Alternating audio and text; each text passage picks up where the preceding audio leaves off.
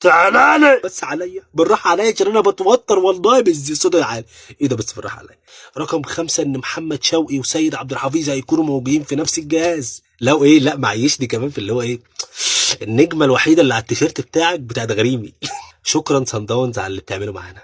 كفاره يا اخي امشي خلاص يا عم انا ما وقفتش عند مدرب كده. اسمع الواد ده بيقول ايه كده وسيد عبد الحفيظ هيجي وامورنا هتتظبط. مالكوا يا جماعه في ايه؟ ما قلت لك ايه ده عشان الخير جاي. عزيزي الاهلاوي ركز معايا بقى كده ركز معايا تعالى لي تعالى جايب لك اخبار من جوه النادي الاهلي. صلى على حضره النبي الاول. رقم واحد حضرتك ان في غربله في الجهاز الفني كله. ما انا عارف يا مصطفى ما هو مارسيل كولر ماشي. هقول لك طب بالراحه بس عليا بالراحه عليا عشان انا بتوتر والله بالصوت العالي.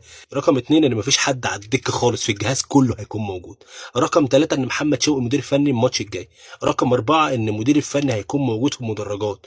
رقم 5 ان محمد شوقي وسيد عبد الحفيظ هيكونوا موجودين في نفس الجهاز. رقم 6 ان محمد شوقي هيكون موجود مدير عام وسيد عبد الحفيظ هيكون مدير كرة والمدير الفني الجديد. تمام عزيزي الاخبار دي موثقه والله على الكلام اللي جالي. الاخبار دي جايه لي من جوه النادي الاهلي. ممتن لصن داونز في كل حاجه. في الخمستين اللي خدتهم خدت البطوله وحتى في بطوله افريقيا يوم ما يطلعني في قبل النهائي كل ده يحصل. شكرا صن داونز جدا جدا جدا.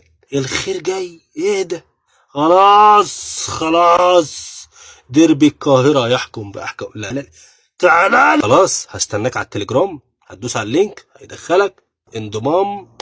توكل على الله. هنزل حاجه على اليوتيوب هيجي لك اشعار هتدوس عليها هتخش تتفرج. عجبك بقى ما عجبكش براحتك بقى. اشتراك وما اشتراك والحاجات دي بقى مش عايز تعمل براحتك.